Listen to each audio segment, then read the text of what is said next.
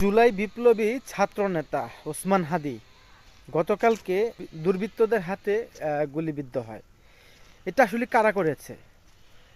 এই ঘটনার কিছুক্ষণ পরেই সাংবাদিক যে ইলিয়াস নামধারী নরপশুটা আছে সরাসরি স্ট্যাটাস দিয়েছে মির্জা আব্বাসকে আসামি করে মামলা করতে হবে।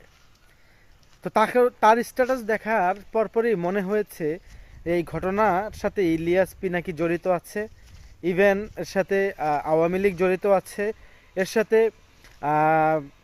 জামাত শিবির জড়িত আছে। কেন এই কথাগুলো বলছি?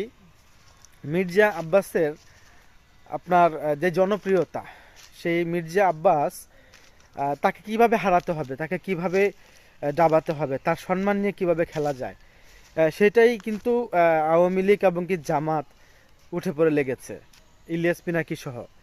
এখন আসেন, গতকালকে মির্জা আব্বাস সাথে সাথে এই ঢাকা মেডিকেলে চলে যায় ওসমান হাদিকে দেখার জন্য। জামাত শিবিরের ছাত্ররা যারা আছে মির্জা আব্বাসকে দেখে ভুয়া ভুয়া ভুয়া ভুয়া করে স্লোগান দিয়েছে। তার কিছুক্ষণ পরে ডক্টর শফিকুর রহমান, জাসদ নেতা থেকে এখন জামাত নেতা, শফিকুর রহমান যাওয়ার পরে সেখানে কিন্তু এই ধরনের ঘটনা ঘটে নাই। তার মানে স্পষ্ট বোঝা যাচ্ছে যে মির্জা আব্বাসকে সেখানে ভুয়া ভুয়া বলে স্লোগান দিয়েছে জামাত শিবিরের লোকেরা। এখন আসেন আরেকটা বিষয়, সাদিক কায়েমের সাথে কিছু ছবি ভাইরাল হয়েছে ইতিমধ্যে, ঘুম থেকে উঠে দেখলাম। যারা এই ঘটনা ঘটিয়েছে, সংগঠিত করেছে ওসমান হাদির সাথে, তাদের সাথে কিছু পূর্বের কিছু ছবি দেখা গিয়েছে। এবং আরেকটা বিষয় লক্ষ্য করেন, ওসমান হাদির সাথে কয়েকদিন আগেও বা গতকালকেও তারা নির্বাচনীয় প্রচারণায় লিপ্ত ছিল। এরপর সময় সুযোগ বুঝে তাকে আক্রমণ করা হয়েছে। এখন জামাত শিবিরই একমাত্র, আর আওয়ামী লীগই এরকম গুপ্ত রাজনীতির সাথে যুক্ত, এবং কি এনসিবির লোকও বলবো, জামাতও বলবো, তারা অনেক আওয়ামী লীগের লোক জায়গা দিয়েছে। এটা কিন্তু অস্বীকার করার মতো কিছু না, এটা সবাই জানে। যার ফলে এই ধরনের ঘটনাগুলো ঘটাচ্ছে। আর এদিকে বিএনপি জামাত দুজনের ফাইট অনলাইনে চলতেছে। জামাত যেভাবে বিএনপিকে মানে জনপ্রিয়তা শূন্যর কোঠায় নেওয়ার জন্য যে অপচেষ্টাটি করছে, আর সেটার কাউন্টার বিএনপি দিচ্ছে। এই জামাত বিএনপির যে অনলাইনে যেই দ্বন্দ্বগুলো চলতেছে, এটার মাঝখানে আওয়ামী লীগ ফায়দা নিচ্ছে। আপনারা দেখেন বিএনপি কতগুলা মামলা করেছে আওয়ামী লীগের বিরুদ্ধে, জামাত কয়টা করেছে, এনসিবি কয়টা করেছে? সেই তুলনায় কিছুই না। আওয়ামী লীগের বিরুদ্ধে মামলা জামাত করে নাই। পারে তো ক্ষমতায় আইসা তাদের ক্ষমা করে দেয়। আওয়ামী লীগ ছাড়া তাদের চলেই না, মিছিল মিটিংয়ে দেখা যায়। তো এই যে আওয়ামী লীগের প্রতি প্রেম জামাইত্যাদের, এবং জামাইত্যারা কয়জন জামাইত্যারা এই আওয়ামী লীগরা ধইরা পুলিশের কাছে সোপর্দ করেছে? সব করেছে বিএনপি, এনসিপিও সেটা করে নাই।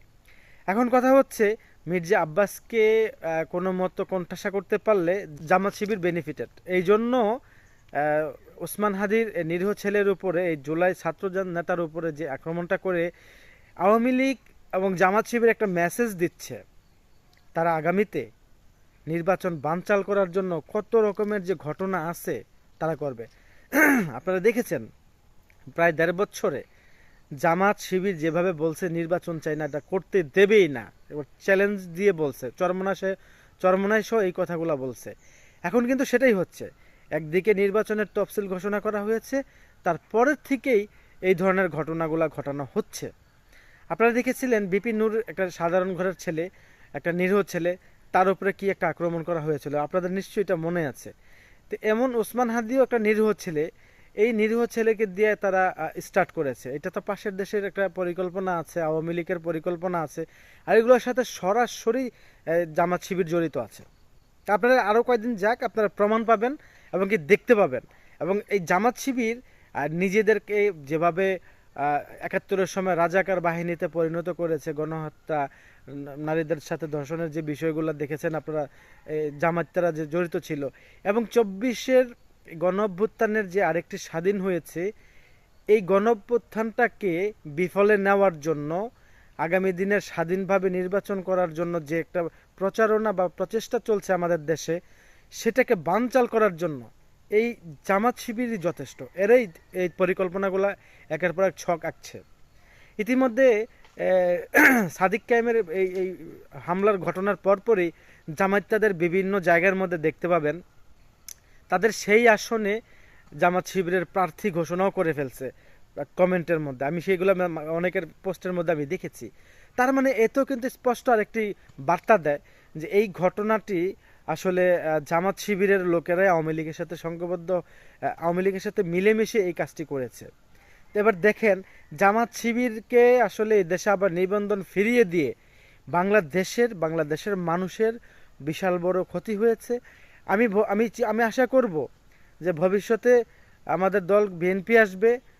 আমরা চাইব এই জামাত শিবির নামের যে এই গুপ্ত সংগঠনের রাজনীতি, এই দেশের শত্রু, জনগণের শত্রু, এদের সংগঠন বা এদের যে রাজনীতি আছে বাংলাদেশ থেকে চিরতরের জন্য মুছে ফেলতে হবে। কারণ ৭১-এর শত্রু আর এখন ২৪-এরও শত্রু।